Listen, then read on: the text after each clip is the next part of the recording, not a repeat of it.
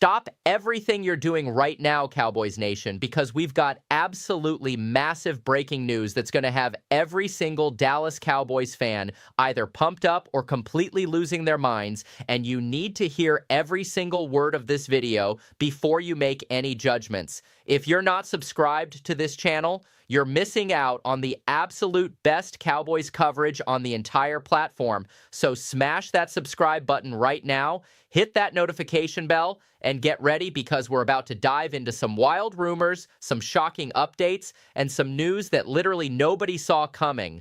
We're talking Brandon Aiyuk, and somehow the Cowboys are back in the conversation. We've got the real truth about whether Dallas was ever actually involved in the Myles Garrett sweepstakes, major updates on Jadeveon Clowney and whether he's coming back to America's team, plus a massive college football ruling that could actually impact the Cowboys' future draft plans in ways you haven't even considered yet.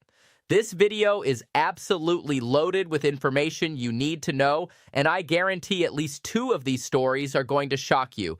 We're also less than 800 subscribers away from 250,000 on this channel, which is absolutely insane, and I cannot thank you guys enough for the support. So help us get there, and you'll continue getting free, premium Cowboys content each and every single day in exchange. Hit that subscribe button right now, and let's dive into all of this breaking news that has Cowboys Nation buzzing.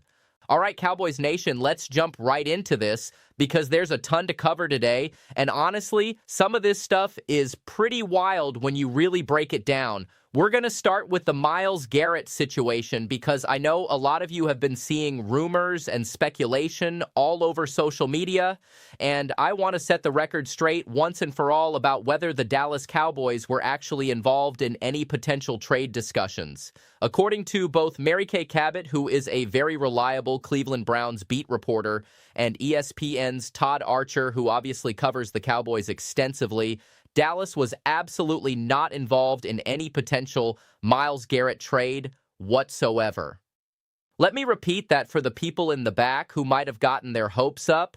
The Dallas Cowboys were never in serious discussions or negotiations to acquire Myles Garrett from the Cleveland Browns, despite what you might have seen on Twitter or heard from random speculation. There had been tons of speculation, suggestions, ideas, and pitches floating around that Dallas should absolutely go after Myles Garrett and try to bring him to America's team. But here's what actually happened, and this is a perfect example of how rumors get completely out of control in today's social media landscape. It was originally a bad game of telephone that started with Mary Kay Cabot, who acknowledged that there were rumors circulating, but importantly, she never actually said that those rumors were legitimate or had any real substance behind them. There were never actually credible, real reports of the Cowboys being directly involved in Myles Garrett trade discussions.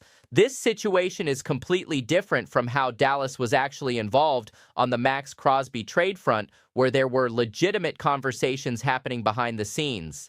The Myles Garrett thing was pure speculation that snowballed into people thinking it was real when it never actually was. Simply put, the Cowboys were never realistically going to be involved in a Myles Garrett trade, even if they wanted to be, because they didn't have the necessary assets to do what the Los Angeles Rams ultimately did to land Myles Garrett and bring him to their organization. The Rams don't have a Jared Verse caliber young defensive star that they could include in a trade package to make the money and value work. Now, maybe you could argue that someone like DaRon Bland approaches that level of value, but let's be real. The Cowboys are absolutely not going to trade DaRon Bland, who's a cornerstone piece of their defense moving forward. The Cowboys could theoretically trade their 2027 first-round pick, which might actually be earlier in the draft order than what the Rams gave up. The Rams also included a 2028 second-round pick and a 2029 third-round pick in their package. But here's the critical difference, that Jared Verse inclusion in the trade is worth at minimum one entire first-round pick and probably even a little bit more than that when you consider his age, contract, and production level. So while it's nice to finally get the official word and confirmation that the Cowboys were not seriously pursuing Myles Garrett, it also makes complete sense when you break down the actual logistics and assets required to make that type of blockbuster trade happen.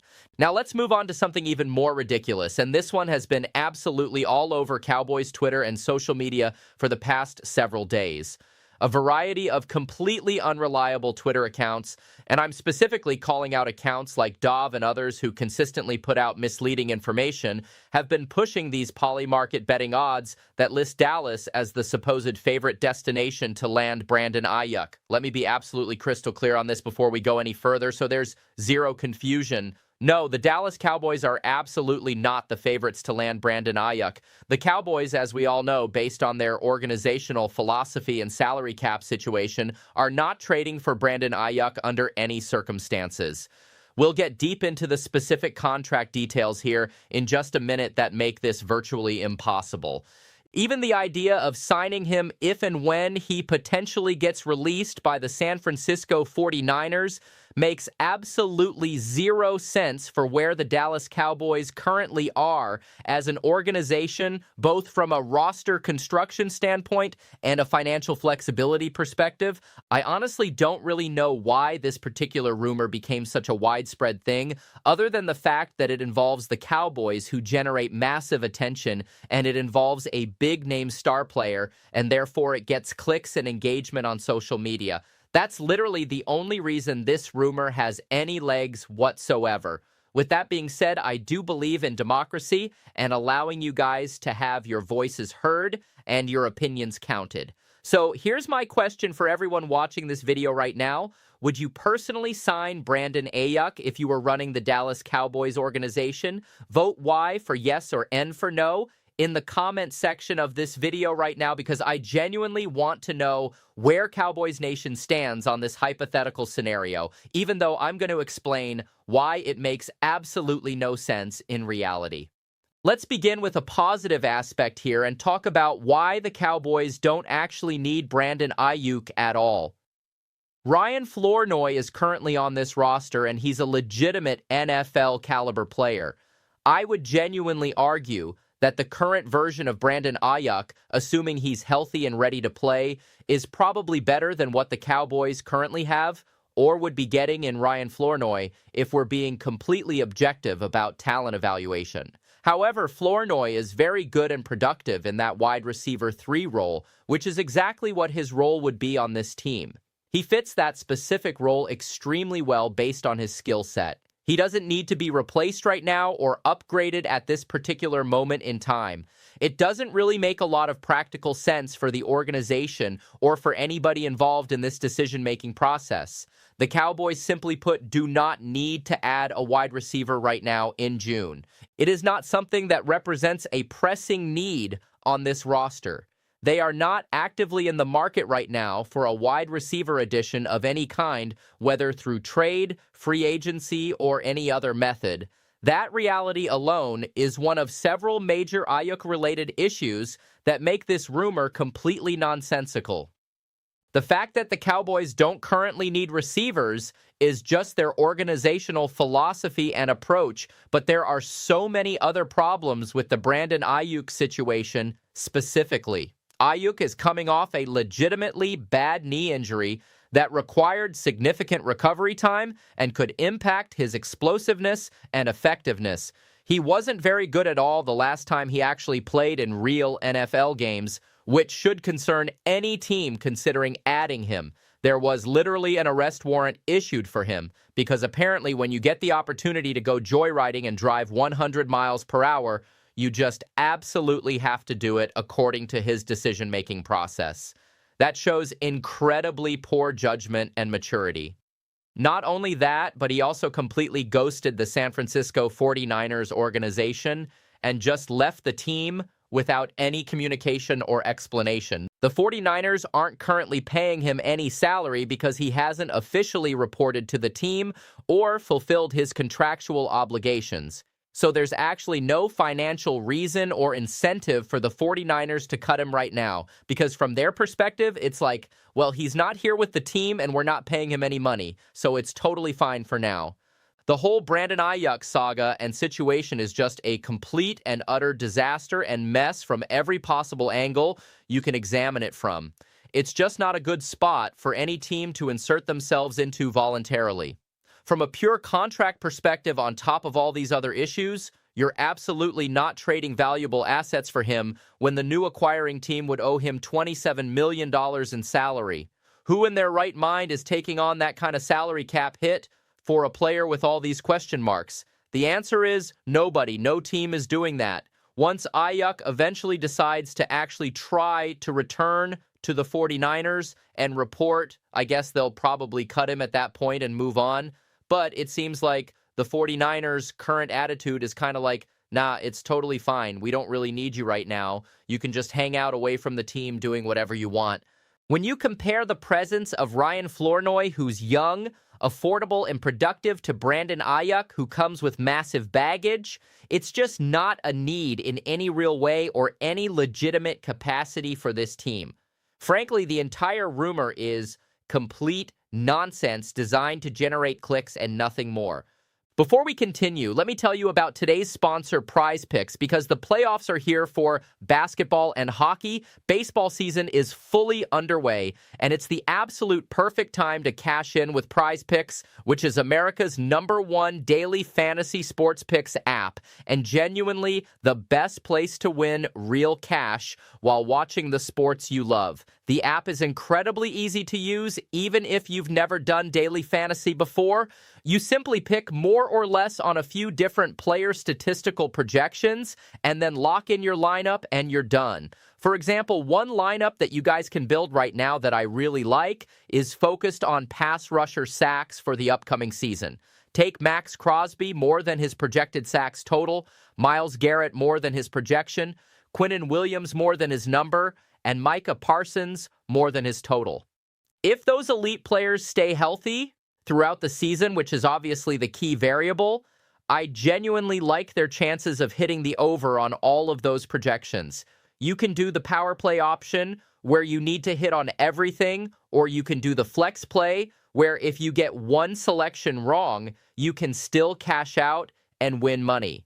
Prize Picks is available in most states across the country, including major markets like California, Florida, and Texas. They've got an incredible new user offer available right now exclusively for our audience. Download the Prize Picks app using the special link in the comments section and the description of this video and use the promotional code HMA to get $50 in bonus lineup credits after you play your first $5 lineup. That's promo code HMA to get $50 in lineup credits after you play your first $5 lineup. Prize Picks, it's good to be right. Make sure you check them out using our link to support the channel. Now let's transition to the latest update on Jadeveon Clowney and whether there's any realistic chance he returns to the Dallas Cowboys for another season. ESPN's Todd Archer, who is as plugged in as anyone covering this team, has provided an update on the Cowboys' level of interest. And I'll be honest with you guys, I don't know how much you're going to like what he had to say. Todd wrote, and I'm quoting directly here, "To date, the Dallas Cowboys have not expressed any interest in bringing back last year's sack leader Jadeveon Clowney, who recorded 8.5 sacks and remains available as a free agent. It sure seems like to me, and this is the message that I've been communicating for a while now, the Cowboys' organizational plans and priorities have changed significantly from their original intentions. Originally coming out of last season, they genuinely wanted to bring back Jadeveon Clowney to the roster. You might remember they had made public comments at the end of the season saying, hey, we want to bring back guys like Jordan Lewis, Chauncey Golston, and Jadeveon Clowney because we liked what we saw from their production and leadership. Then the organization hired Christian Parker as their new defensive coordinator, and that changed absolutely everything about their defensive philosophy and approach. After the Christian Parker hire, when the topic of bringing back those veteran free agents was brought up again by media members in press conferences, the terminology, the specific wording, and all of the messaging had completely changed to actually, well, we're currently evaluating the entire defense and figuring out what fits our new scheme. with Todd Archer now explicitly stating that to date, they've expressed zero interest in a guy who admittedly isn't going to sign with any team probably until late July or early August, because that's literally what Jadeveon Clowney does every single offseason as his negotiating strategy. It tells me definitively that the Cowboys are really not in the market for his services right now. Now, could that organizational stance potentially change in July or August if there's an unexpected injury to a key defensive lineman, or if the young developmental guys aren't ready for significant roles, or if the returning players just aren't playing well in training camp or preseason? Yes, absolutely. I would say it is definitely possible, and within the reasonable range of potential outcomes. The Cowboys could reach a point where they go, okay, let's bring in a veteran guy that we already know and trust in our system. But here's the counterpoint to that scenario. They could have easily tried to sign Jadeveon Clowney earlier in free agency and simply chosen not to bring back Sam Williams to create that roster spot and salary cap space. Every single time we have these discussions about making an adjustment or addition to the defensive line rotation, I keep coming back to the same fundamental question. Yeah, but you paid Sam Williams a pretty decent amount of guaranteed money in terms of the percentage of his contract that's guaranteed. Are you really going to just let him walk away or cut him and eat dead cap money just to save a little bit of space to potentially make room for somebody else? I'm just not entirely convinced that's realistic based on how this front office typically operates. I know you guys might have strong opinions and vote differently, but this is your chance to make your voice heard. Would you personally sign Jadeveon Clowney to the Dallas Cowboys right now? Vote 1 for yes or 0 for no in the comments section of this video right now, because I want to see where Cowboys Nation actually stands on bringing back Clowney. Now, I want to shift gears and get into one kind of big picture item that's not directly Cowboys related, but could actually have implications for the organization's future draft planning. Texas Tech quarterback Brandon Sorsby won his injunction appeal in what can only be described as an absolute stunner of a legal decision. This shocked pretty much everyone in the college football world, including Tom Mars, who is widely considered the NCAA's #1 legal enemy and has beaten them in court repeatedly. Mars said this was the most shocked he's been in 40 years of practicing law, which tells you how unexpected this ruling actually was. Sorsby will not have to enter the supplemental draft after serving only a 2-game suspension. He's completely free to play for Texas Tech this upcoming season, despite the fact that he was caught betting on his own team, which has historically been an absolute cardinal sin in sports. Now, I don't think the Dallas Cowboys were realistically going to be a top bidder for Brandon Sorsby if he had entered the supplemental draft anyway, so that's not really the Cowboys' angle here. They potentially could see how he plays this season, and it does help the overall caliber of the quarterback pool in next year's draft class if the Cowboys want to evaluate him as a prospect. Let me issue a disclaimer right now, and I will apologize in advance to all of my Texas Tech fans who are watching this video. Maybe don't listen to the next minute or so of this video because it's not Cowboys specific, and you're not going to like what I have to say.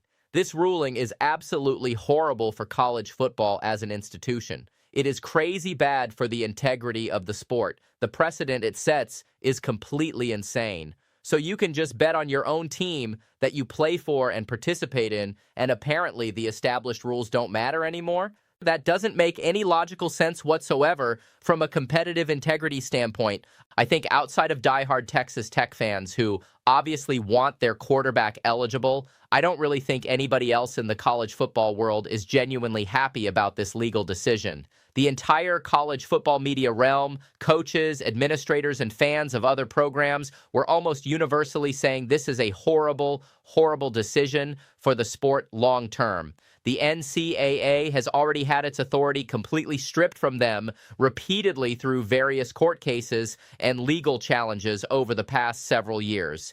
If they can't even enforce a ban on players for violating an agreement that literally every single player has signed, stating you absolutely cannot bet on your own sport under any circumstances, then what enforcement power can they actually exercise?